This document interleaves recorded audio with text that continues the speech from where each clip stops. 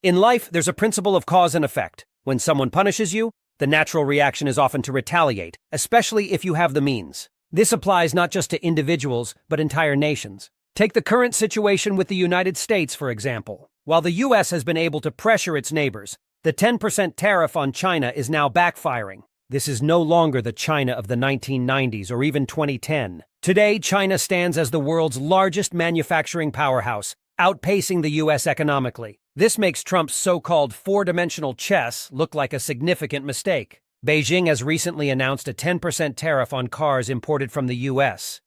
This will heavily impact American automakers like GM, Ford, and Mercedes, with the overall import tax on heavy-engine vehicles rising to 25%. This could feel almost like a de facto ban on U.S. cars in China. Manufacturing costs in the U.S. are much higher than in China, with steep production expenses and costly supply chains. Meanwhile, Chinese manufacturers have perfected automation technologies, allowing them to produce world-class cars, especially electric vehicles, at a fraction of the cost of their Western counterparts. Trump's tariffs are putting the future of the U.S. auto industry at risk. By imposing these taxes, he is limiting the income automakers rely on and stressing the industry as a whole.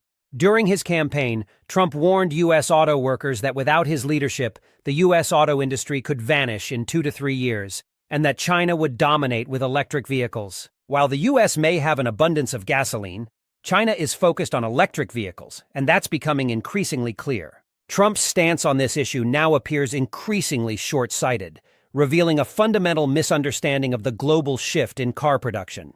Currently, U.S. workers are facing a serious dilemma. If exports to China continue to decline, business profits will drop, creating a domino effect that could ultimately result in job losses in the U.S. auto industry. This is not a complicated problem to solve. In 2024, U.S. automakers like Ford and General Motors exported over $3 billion worth of vehicles to China. But with the Chinese market closing off to American-made cars, this will only worsen. The Chinese car market is the largest in the world, having sold over 22 million vehicles last year. This market is unmatched by any other country, and Chinese consumers now have many alternatives to choose from, including global brands with production facilities in China, as well as domestic manufacturers like BYD and NIO, who are rapidly gaining market share from American brands. If U.S. cars are excluded from the Chinese market, consumers won't even notice. The real pain will be felt by automakers like Ford, which is expected to see its earnings fall by at least $2 billion in 2025, following a 19% drop in stock price last year. Ford already faces quality issues, and now the new tariffs will further squeeze profit margins, leading to reduced exports or even financial losses. While Beijing is putting pressure on U.S. businesses, the impact won't hit China's economy as hard as it will hurt U.S. manufacturing. While the U.S. has been distracted by global conflicts, China has quietly bolstered its industrial capacity, securing its economy against tariffs. Today, Chinese automakers account for 32% of global vehicle production, while the U.S. contributes just 11%. The reality is, no country can afford to cut China out of the equation when it comes to affordable vehicle production. To create affordable cars, access to Chinese manufacturing is a must. In the end, Trump's policies have only paved the way for China to dominate even further in global car manufacturing. The tariffs on U.S. liquefied natural gas and coal were just the beginning. China's recent moves on essential minerals, and now this new vehicle tax, show that they are strategically retaliating, and this is far from over. Let's take a step back and review recent developments. Just 2 days ago, Donald Trump imposed a 25% global steel tariff on all exporters to the U.S., affecting countries like Japan, Canada, and Germany, who sell steel to the U.S. The key question remains, though, who really pays for these tariffs? Ultimately, it's the customer, the U.S. consumer. This means cars in the U.S. are about to become significantly more expensive, adding hundreds of dollars to the cost of each vehicle. Here's why. The U.S. imports over $23 billion worth of steel annually. With the new tariffs, U.S. importers will have to pay 25% more for steel. They may consider sourcing steel from domestic suppliers, but this could also lead to a price hike, potentially 25% or more. A typical car requires almost a ton of steel, along with a substantial amount of aluminum, whether it's gasoline-powered or electric. China has waited for Trump to make a mistake before striking back. And now, they've set their sights on the U.S. car industry. American automakers aren't disappearing, but they will be forced to shift their focus solely to the domestic market. Trump concentrated too much on generating revenue from tariffs, neglecting the need to expand U.S. supply chains. The whole strategy is simply misaligned. Here's the fallout. All major Western countries have made the same mistake, and China has seized the opportunity.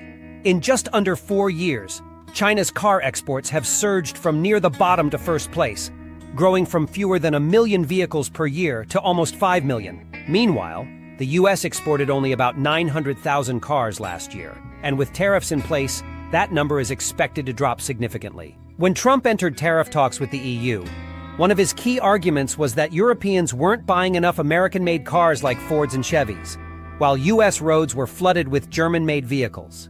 The problem, however, is simple. U.S. cars often aren't as fuel-efficient or as high quality, and with new tariffs, they'll become even more expensive. Even if the EU cuts tariffs on U.S. cars, they'll still be pricier than their German counterparts. In the end, the real losers will be U.S. consumers because in any trade war, it's always the buyer who bears the cost. And as shocking as it is, car prices in the U.S. are set to rise. I have nothing against American-made products, but is it really a win if we end up paying more for the same cars? We're living through a situation where either Trump is playing a very complex game, or he's pulling a terrible trick on American consumers. A 25% steel tariff could increase the cost of a vehicle by $1,500, essentially a month's worth of savings for many U.S. households. On top of that, American manufacturers are likely to hike prices, and domestic steel may cost even more than the 25% increase. It's like buying a cup of coffee at a cafe. If the price of beans goes up by 50 cents, they'll still charge you $1 more. The costs don't stop at the car's sticker price either. Inflation has already made car ownership more expensive. Used car prices are up 40%, maintenance and repairs have jumped by 30%, and car insurance is up 29%. Replacing something as simple as a gasket will cost you at least 20% more. This trade war is tightening household budgets, and in the end, U.S. manufacturers will feel the pain as consumers cut back on spending. Sales will drop. I wish I could say that's all the damage, but it's not the full picture. The escalation could continue in the coming weeks. Trump is unpredictable, and we can't rule out further moves. What if he reimposes tariffs on Mexico and Canada? Ford and General Motors produce a significant number of vehicles in both countries. Cars made there and returning to the U.S. could face penalties, and prices will rise drastically if more cars are made domestically. Think that can't happen? Remember, this is Trump we're talking about. Anything is possible. While campaigning may be exciting, it's not necessarily good for the global economy, including the USA. 25% tariff on a $25,000 car could add over $6,000 to the price. Manufacturers will raise prices accordingly, and this won't end well for consumers. It will ultimately result in lower revenue for U.S. automakers. How will they compete with China, especially when Chinese automaker BYD is offering a free smart driving system and exploring AI for their vehicles?